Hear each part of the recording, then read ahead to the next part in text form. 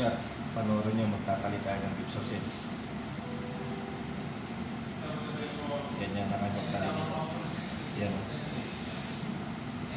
Buhol-buhol pala. Parang tinitrintas siya. Yan.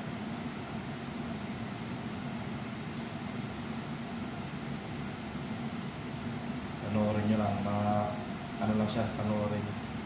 Pero pag hindi ka sanay, medyo mahirap ito sa umpisa. Yan, haba na siya.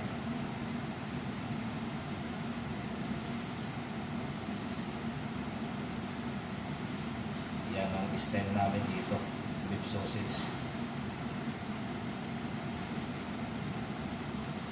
Pakita ko sa inyo yung ano, magtapos na siya.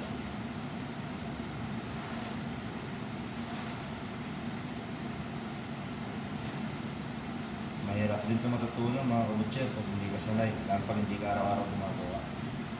Yan. Yan ang itsura niya. Haba, di ba? Yan ang beef sausage dito sa amin. Okay?